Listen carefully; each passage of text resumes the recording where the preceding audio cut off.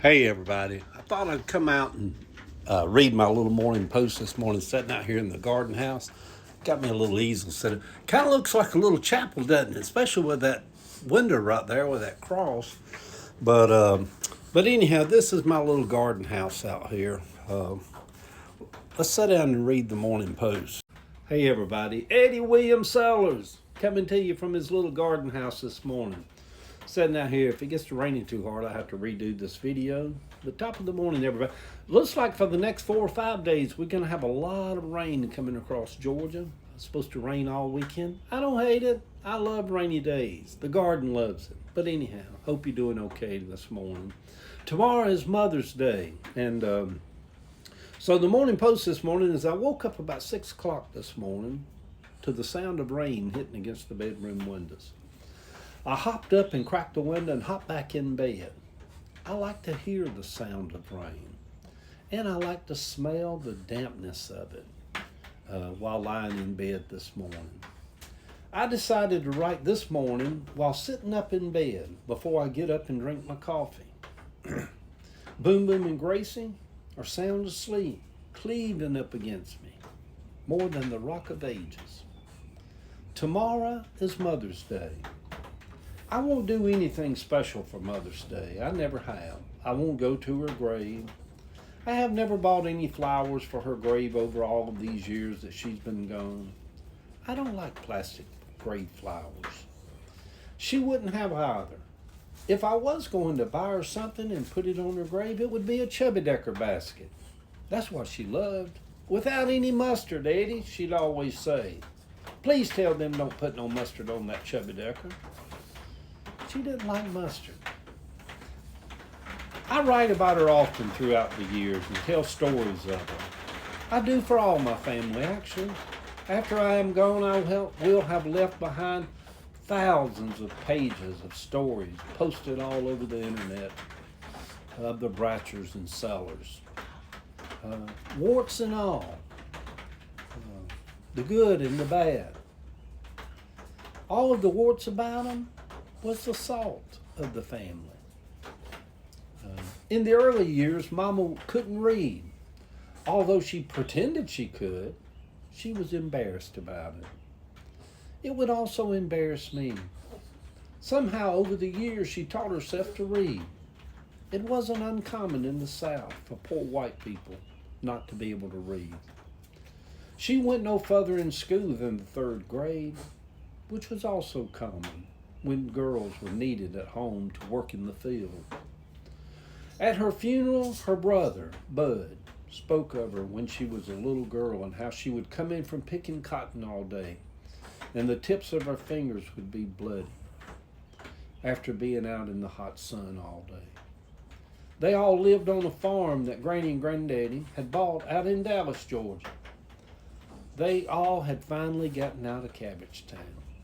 Then the house caught on fire and burned to the ground, and they didn't have any insurance. So they lost their farm and all moved back to Cabbagetown. As her brother Bud spoke of her childhood, their childhood, I wept embarrassingly. Sammy and John sat right behind me and kept rubbing my back to try to calm me down.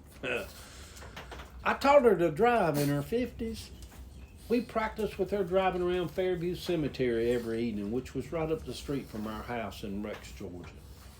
I don't think she and I had ever laughed so hard as my poor old mama trying to learn how to drive a car. It was hysterical, but she finally figured it out. But she would never drive on the road without me in the car.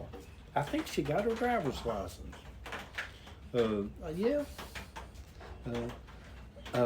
But she couldn't believe that she could drive a car. She never owned a car in all of her 73 years of living. She could sing. My mama could sing. She loved to sing. Church singers love to sing.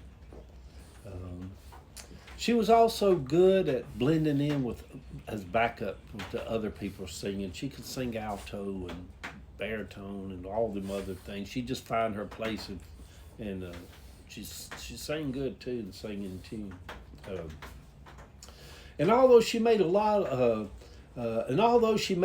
mistakes raising her own children, she was the best of the best grandmother to her grandchildren. She lived and she learned. I had to forgive her for some bad mistakes she made in raising her 6 children. I didn't know if it would ever be possible, really, for the longest of times. But forgiveness is a funny thing. It is simply a choice. Once you make it, grace seems just to fall from heaven, and the pain leaves you. It's odd. Such a powerful, odd thing to give to yourself. Good Saturday morning, sweet people. Coming to you from my little garden house, sitting out here on a rainy Saturday morning. I'm alive. I'm well. I've got my coffee here. Boom Boom and Grace is out here with me. Good Saturday morning. Wake up. Or don't wake up. Have you a day of laying in bed and just enjoying this rainy. It's a rainy day in Georgia. Yeah, my mama taught me how to sing. I don't think you can teach nobody how to sing. I think you're either born to sing or you can't sing.